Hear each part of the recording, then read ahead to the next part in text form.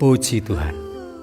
Pada kesempatan kali ini kita akan sama-sama sedikit renungkan kebenaran firman Tuhan dengan satu tema, jujur dan mengakui kelemahan. Mari kita dasari kebenaran firman Tuhan ini. Kita baca di dalam ayat ke-9 di dalam 2 Korintus pasal ke-12 dalam terjemahan bahasa Indonesia sehari-hari. Beginilah firman Tuhan. Itu sebabnya saya lebih senang membanggakan kelemahan-kelemahan saya, sebab apabila saya lemah, maka justru pada waktu itulah saya merasakan Kristus melindungi saya dengan kekuatannya. Sekali lagi, itu sebabnya saya lebih senang membanggakan kelemahan-kelemahan saya, sebab apabila saya lemah, maka justru pada waktu itulah saya merasakan Kristus melindungi saya dengan kekuatannya. Haleluya, puji Tuhan. Tidak ada manusia yang sempurna. Artinya semua manusia pasti memiliki kekurangan, kelemahan, ataupun keterbatasan. Tetapi tidak semua orang mau mengakuinya. Mereka merasa diri paling baik, paling benar, paling suci, paling pintar, paling dibandingkan dengan orang lain. Dan justru sudah menjadi kebiasaan mereka. Tanpa menunggu waktu lama, mereka pun langsung mengkritik, menghakimi, merendahkan, bahkan mengolok-olok dan lain sebagainya. Padahal kita diingatkan oleh kebenaran firman Tuhan di dalam Injil Matius, pasal ke-7 ayat yang ketiga. Beginilah firman Tuhan. Mengapa engkau melihat selumbar di mata saudaramu, sedangkan balok di dalam matamu tidak engkau ketahui? Saat kita mempraktekkan ayat tersebut, tetapi justru mengapa yang lebih banyak terjadi, kita lebih cepat untuk melihat yang sebaliknya dari firman Tuhan tersebut. Karena apa? Karena ada dua hal dalam diri kita. Kita tidak memiliki kebesaran hati. Yang kedua, kita tidak memiliki sikap yang benar. Hal yang pertama, tidak memiliki kebesaran hati ini sangat sedikit sekali orang punya kebesaran hati. Untuk mengakui kelemahan dan berani berkata jujur kepada Tuhan ataupun kepada sesama.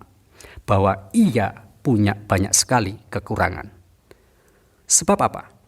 Di mata dunia menunjukkan sisi kekurangan, kelemahan ataupun keterbatasan adalah tindakan yang bodoh. Tetapi di dalam kehidupan rohani, saat kita mengakui betapa kita lemah, betapa kita terbatas, betapa kita tidak berdaya, itu adalah sebagai bentuk penyerahan diri kita kepada Tuhan. Dan saat itu, Tuhan akan menggerakkan tangannya untuk turut campur tangan dan melimpahkan kekuatan kepada kita. Karena Rasul Paulus bisa berkata seperti ini, aku senang dan rela di dalam kelemahan, di dalam siksaan, di dalam kesukaran, di dalam penganiayaan, dan kesesakan oleh karena Kristus. Sebab jika aku lemah, maka aku kuat. Bacaan tersebut terambil di dalam 2 Korintus pasal ke-12 ayat yang ke-10. Yang sudah kita baca tadi, itu sangat jelas dan tegas bahwa untuk itulah Tuhan mengizinkan masalah, pencobaan, penderitaan, kesulitan, kegagalan yang kita alami. Supaya apa? Supaya kita menyadari akan kekuatan kita yang terbatas. Yang kedua, kita belajar untuk hidup mengandalkan Tuhan. Dan yang ketiga, kita tidak lagi menyombongkan diri. Rasul Paulus menyimpulkan ketiga hal tersebut. Bahwa Tuhan mengizinkan dia alami rasa sakit dengan tujuan supaya jangan dia meninggikan diri lagi. Di dalam 2 Korintus pasal ke-12 ayat yang ke-7. Supaya aku jangan meninggikan diri dengan penyataan-penyataan yang luar biasa itu. Maka aku diberi suatu duri di dalam dagingku, yaitu seorang utusan iblis untuk mengocoh aku. Supaya aku jangan meninggikan diri. Artinya, diberi suatu duri di dalam dagingnya Paulus, ada sesuatu yang mengganggunya dalam kehidupannya. Hal yang kedua, tidak memiliki sikap yang benar. Yang harus kita ingat dalam hal ini bahwa kita harus mampu menyikapi kelemahan kita seperti Rasul Paulus dalam menyikapi kelemahannya. Dengan apa? Dengan sudut pandang yang berbeda, yaitu Rasul Paulus tidak mengasihi diri sendiri. Artinya di dalam 2 Korintus pasal ke-12 ayat ke-9b tadi, sebab itu terlebih suka aku bermegah atas kelemahanku, supaya apa? Kristus kuasanya menaungi hidupnya. Sekali lagi, sebab itu terlebih suka aku bermegah atas kelemahanku, supaya kuasa Kristus turun menaungi aku. Itulah satu pernyataan dari Rasul Paulus. Sekali lagi, janganlah kelemahan itu menjadi pembenaran. Artinya supaya kita tidak bersembunyi di balik kelemahan kita. Itu sebabnya, mari kita harus bersikap jujur kepada Tuhan ataupun terhadap sesama kita. Pada kesempatan kali ini, mari kita simpulkan kebenaran firman Tuhan ini. Di dalam Lukas pasal yang ke-14 ayat yang ke-11. Beginilah firman Tuhan.